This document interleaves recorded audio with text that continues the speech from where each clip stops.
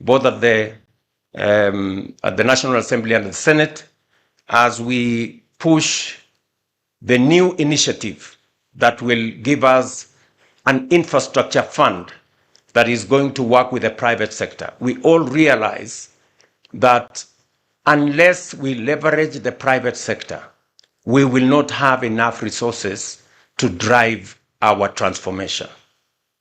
But if we work with the private sector, like in this particular case, ksh800 is investing $800 million. That is 100 billion shillings. That is not our money. That is not in the balance sheet of the Kenya government. It is private sector money. But how are we connecting the dots? We are giving them a power purchase agreement. We are going to give them a fertilizer purchase agreement that is going to support this investment. The National Infrastructure Fund will be able to be the fulcrum where we can structure more investments, leveraging on public resources, public assets, to leverage private sector resources to be able to implement public projects.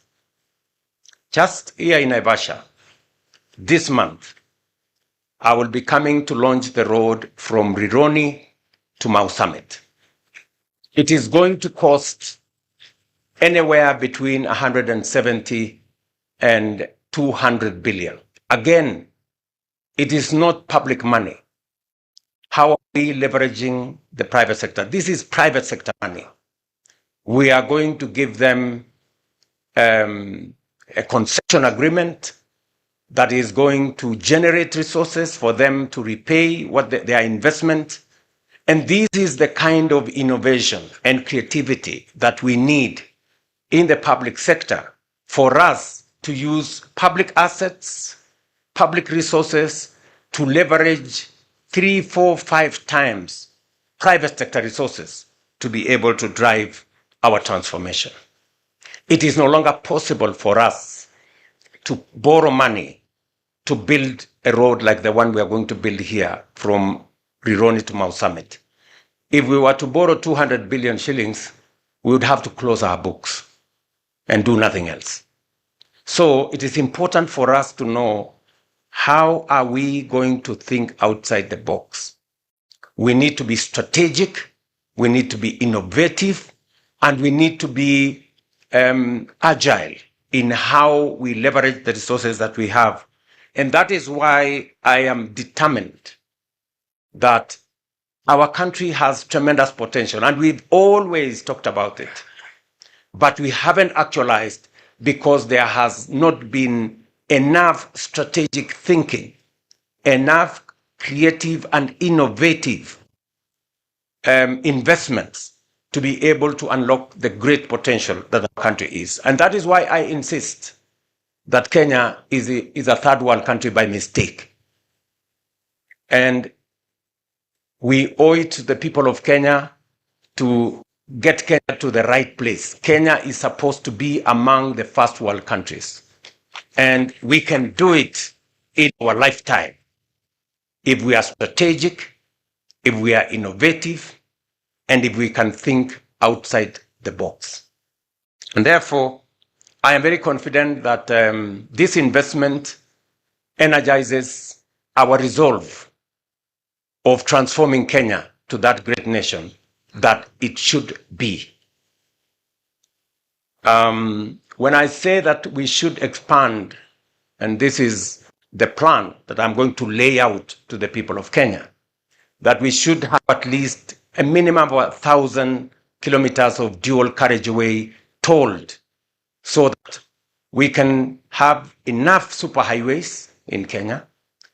I have instructed the Ministry of Roads to work on the first 10,000 kilometers priority list and another 10,000 kilometers phase 2, so that instead of haggling about 2 kilometers here, 10 kilometers there, 20 kilometers here, and we are scrambling and there is negative competition, we should be bold and do between 10 and 20,000 kilometers so that we can connect every part of Kenya and make every region believe that they belong to one great nation called Kenya.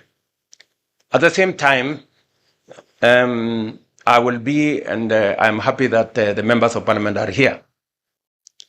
When you go back to parliament, you will find on your desk a proposal from me on sovereign wealth fund and national infrastructure fund, because that is how we are going to move Kenya from a third world country to a first world country.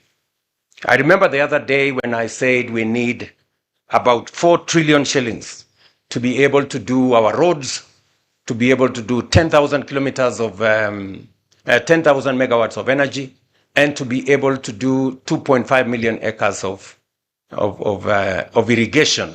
Many people think that 4 trillion shillings is not feasible.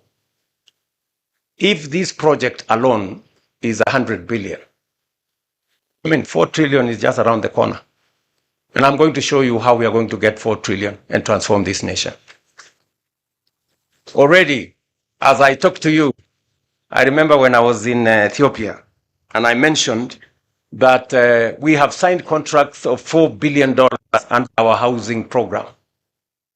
Many people questioned the statistics. I want to repeat. Let me put it in Kenya shillings. $4 billion is roughly close to beyond 500 billion Kenya shillings, almost 600. That is the contracts we have signed in our housing, in our markets, in our hostels. And we have done it using our own resources. We have not borrowed a shilling from anybody. That is how you transform a nation. And that is how we're going to move Kenya from a third world country to a first world country in our lifetime, by doing the innovative stuff, by working with creativity, by having strategic foresight. I welcome all leaders.